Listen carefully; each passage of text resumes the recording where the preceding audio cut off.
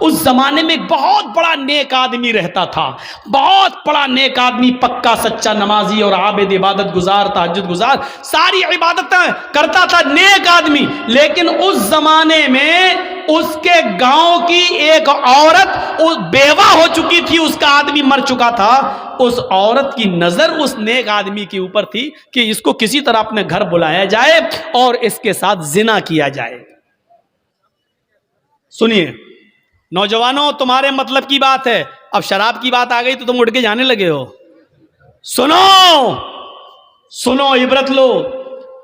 تو اس عورت نے اپنی لونڈی سے، اپنی خادمہ سے کہا کہ بہانے سے اس نیک آدمی کو، اس عبادت گزار کو بلاؤ اور کہہ دو کہ کسی معاملے میں ہماری مالکن کو گواہی لینی ہے تم سے۔ بیچارے کو بلایا گیا، وہ نیک آدمی، اور سنو، تہجد گزار، نمازی، پانچوں وقت کا عبادت گزار، وہ آدمی اس لیے آ گیا کہ اس عورت کو کسی معاملے میں ہماری گواہی چاہیے، جو سچی گواہی ہوگی میں دے دوں گا، جو معلوم ہوگا وہ میں بتا دوں گا، اور جو نہیں معلوم ہوگا اس سے میں اجتناب کر لوں گا۔ یہ شخص نیک عبادت گزار وہاں جاتا ہے، اور جانے کے بعد اس لونڈی نے ایک دروازہ کھولا، دروازہ جیسی اندر گئی، ان کو لے کر یہ دروازہ بند ہو جاتا ہے۔ وہ کہتی ہے اگلے والے دروازے میں چلو، دوسرا دروازہ کھلتا ہے، یہ نیک آدمی دوسرے دروازے میں جاتا ہے، دوسرا دروازہ اپنے آپ بند ہو جاتا ہے۔ کہتی ہے آگے والے دروازے میں ہماری مالکن ہے، یہ تیسرے دروازے میں داخل ہوتا ہے، تیسرا دروازہ بند ہو جاتا ہے۔ اسی طریقے سے وہ 4 یا 5 دروازے کے بعد وہ اس لڑکی کی مالکن کے پاس پہنچ جاتا ہے، جو حسن و جمال کی دیوی تھی، بڑی خوبصورت تھی، اور جس کا پتی مر چکا تھا، جس کا ہسبینڈ مر چکا تھا۔ کیا دیکھتا ہے یہ نیک آدمی، یہ عبادت گزار آدمی، اس عورت کے پاس ایک خوبصورت لڑکا بھی بیٹھا ہوا ہے، چھوٹا سا بچہ ہے، تقریباً 5-6 سال کی، 7-8 سال کی عمر ہوگی، اس سے زیادہ نہیں۔ خوبصورت بچہ اس کے پاس ہے، اور شراب کا ایک پیالہ بھی اس کے پاس رکھا ہوا ہے، اور چھری بھی رکھی ہوئی ہے۔ اس عورت نے کہا دیکھو، میں نے کسی گواہی کے لیے تمہیں نہیں بلایا ہے، میں نے تمہیں صرف اس لیے بلایا ہے کہ ادنو منی، میرے قریب ہوئیے اور میرے ساتھ زنا کیجئے، مجھے تم سے اپنی پیاس بجھانی ہے۔ اس آدمی نے اپنے دونوں ہاتھوں کو کان پہ رکھا اور کہنے لگا واللہ یہ کام مجھ سے نہیں ہو سکے گا، تمہیں معلوم ہے کہ میری پوری زندگی عبادت میں گزر گئی ہے، مجھے دھوکے سے یہاں بلایا گیا ہے۔ اس عورت نے کہا ہاں یہی سمجھو کہ مجھے دھوکے سے بلایا گیا ہے، میں نے آپ کو بلایا ہے، اب آپ کے پاس 3 آپشن ہیں، ان میں سے ایک کام کریے آپ، نہیں تو زندہ نہیں جا سکتے آپ یہاں سے۔ پوچھنے لگا کہ دوسرا آپشن بتاؤ۔ اس نے کہا میں 2 آپشن اور دیتی ہوں، یا تو میرے ساتھ زنا کیجئے، زنا نہیں کر سکتے تو یہ چھری اٹھائیے، اس خوبصورت جو بچہ بیٹا 7-8 سال کا، اس بچے کو قتل کیجئے، یا تو میرے ساتھ زنا کیجئے یا اس کے ساتھ اس کو قتل کیجئے۔ اس نے کہا قتل بھی بہت بڑا گناہ ہے، میں یہ بھی نہیں کر سکتا۔ پھر اس نے کہا کہ اگر قتل بھی نہیں کر سکتے ہو تو پھر یہ شراب کا پیالہ جو رکھا ہوا ہے، شراب کے پیالے کو پی لیجئے۔ اس نے جب دیکھا کہ میرے بچنے کا کوئی راستہ نہیں، تو وہی معاملہ تھا، بڑے گناہ سے بچنے کے لیے چھوٹا گناہ کر لیا جائے اپنی جان کو بچانے کے لیے۔ یہاں تو شرک کرنے کو بھی نہیں کہا جا رہا ہے، صرف شراب پینے کے لیے کہا جا رہا ہے۔ چلو زنا کرنے سے اور قتل کرنے سے بہتر ہے کہ شراب کا پیالہ اٹھا کر پی لیا جائے۔ لہذا اس نیک آدمی نے شراب کا پیالہ اٹھا کر پی لیا۔ شراب کا پیالہ اٹھا کر پی لیا تو اس کو تھوڑا مزہ آ گیا، شراب کا جیسے ہی ہلکا سا غنود کی طاری ہوئی، اس عورت نے دوسرا پیالہ شراب کا بھر دیا، کہا کہ ایک اور پی لو۔ اس نے کہا جب ایک پی لیا ہے تو دوسرا پینے میں کیا، اس نے دوسرا بھی پی لیا، اس نے ایک اور پلایا، اس نے تیسرا بھی پی لیا، اور پھر شراب کے نشے میں دھت ہو کر اس نے اس کے ہاتھ میں چھری پکڑا دی۔ یہ آدمی شراب کے نشے میں تھا، اس لیے شراب تو پی چکا تھا، اس نے اس بچے کو قتل بھی کر دیا۔ شراب کے نشے میں آ کر اس لڑکے کو جو 7-8 سال کا بچہ تھا خوبصورت، اس بچے کو اس نے قتل بھی کر ڈالا. اور پھر شراب کے نشے میں اس عورت نے اس کے دونوں ہاتھ پکڑ کے اپنے اوپر اس کو سوار کر لیا اور اس نے شراب کے نشے میں اس عورت کے ساتھ زنا بھی کر ڈالا. غور کیجئے، ایک گناہ کروایا جا رہا تھا اس سے کہ تو میرے ساتھ زنا کر، لیکن اس نے زنا سے بچنے کے لیے کہا کہ نہیں، اللہ سے ڈرایا، قیامت سے ڈرایا، جہنم سے ڈرایا. لیکن اس عورت کے اوپر زنا کا بھوت سوار تھا. اس نے کہا اگر زنا نہیں کرتے ہو تو قتل کرو. قتل بھی کرنے سے انکار کر دیا تو کہا شراب پیو، اور جب شراب پی تو شراب پی کے قتل بھی کر ڈالا اور زنا بھی کر ڈالا. اللہ کے نبی نے کیا فرمایا؟ شراب مت پیا کرو، اس لیے کہ شراب تمام برائیوں کی جڑ ہے. میرے بھائیوں، نہ شراب پیا ہوتا، نہ قتل کیا ہوتا، نہ زنا. شراب نے اس سے قتل بھی کروا دیا اور زنا بھی کروا دیا. پھر یہ آدمی میرے بھائیوں زندگی بھر شرابی بن گیا ہے، گلیوں میں گھومتا پھرتا اور لوگوں سے شراب کی بھیک مانگتا پھرتا.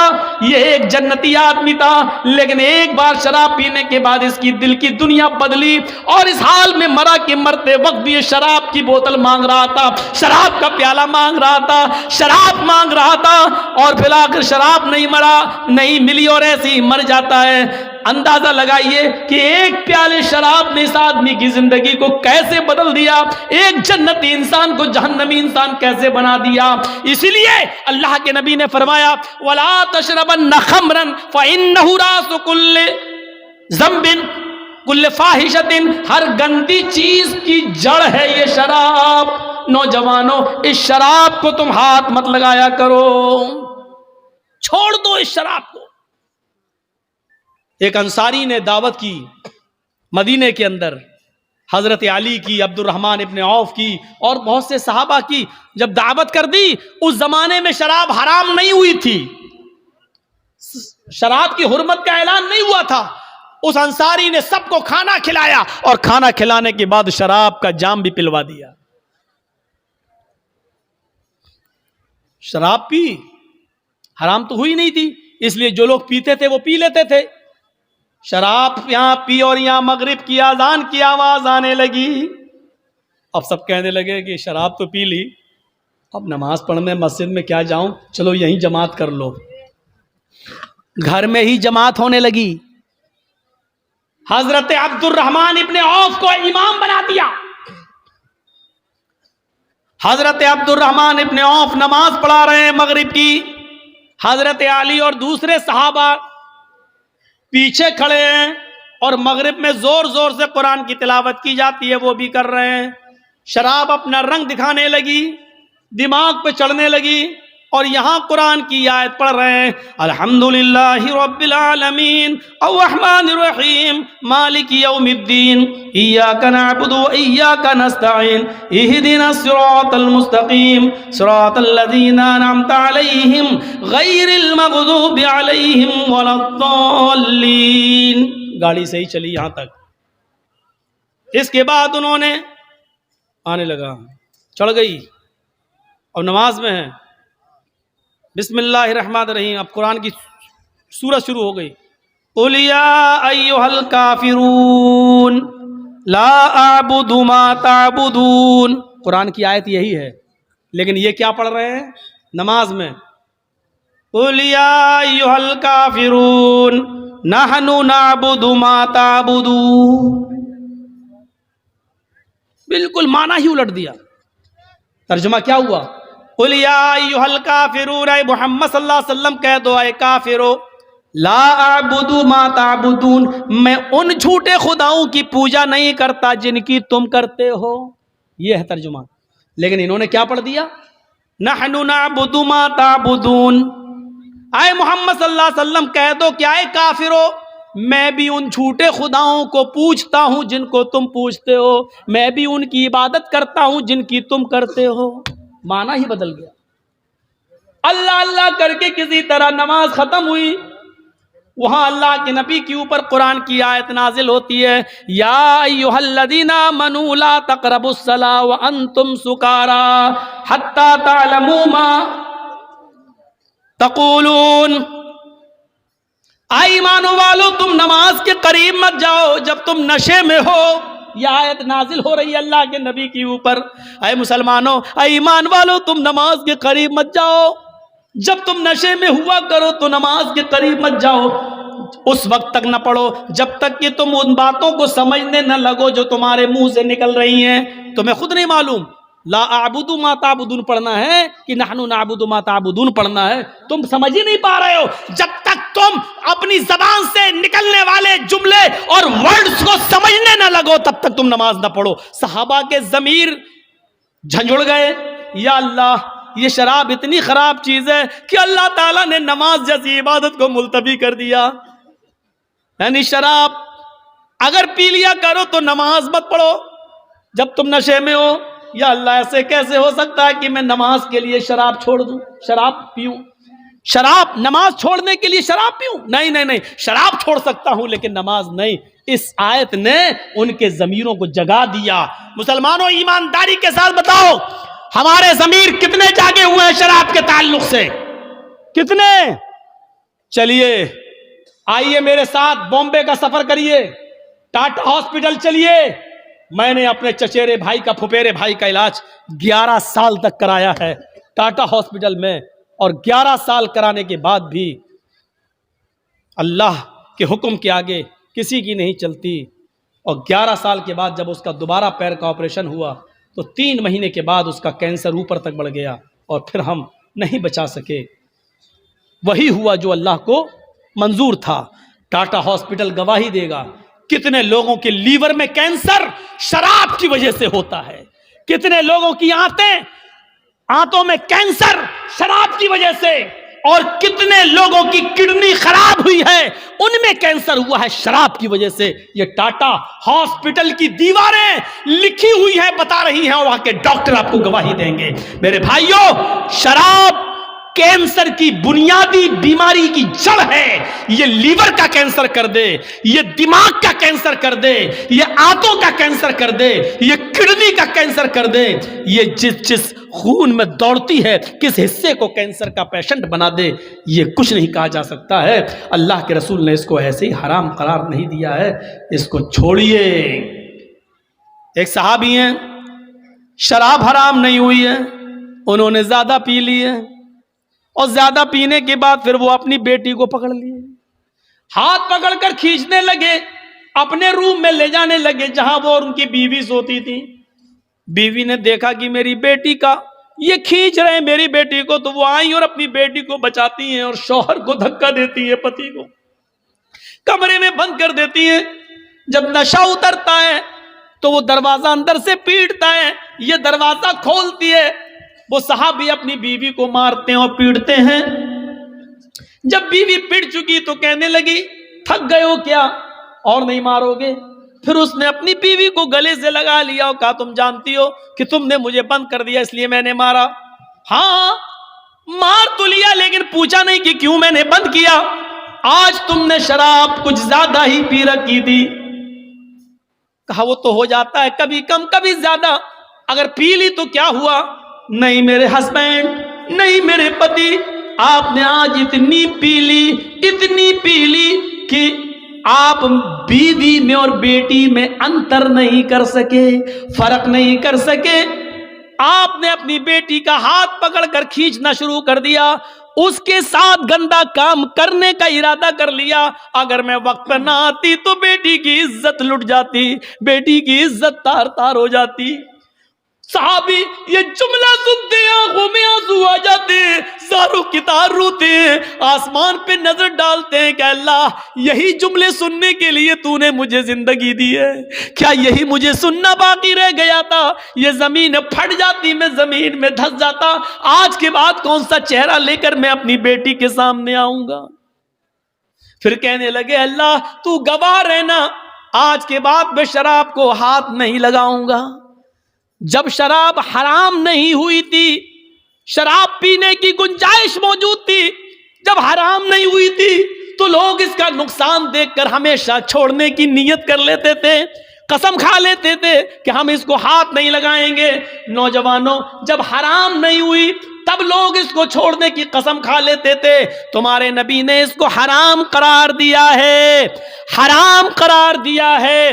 جیسے سور کا گوشت حرام ہے, جیسے گدھا حرام ہے, جیسے کتے کا گوشت تم نہیں کھا سکتے ہو یہ حرام ہے, اسی طریقے سے شراب حرام ہے. تم کیسے پی لیتے ہو, کیسے تمہارے حلق کے نیچے اتر جاتی ہے. قرآن اس کو شیطان کی گندگی کہتا ہے. انما الخمر والمیسر والانصاب والازلام رجس من عمل الشیطان.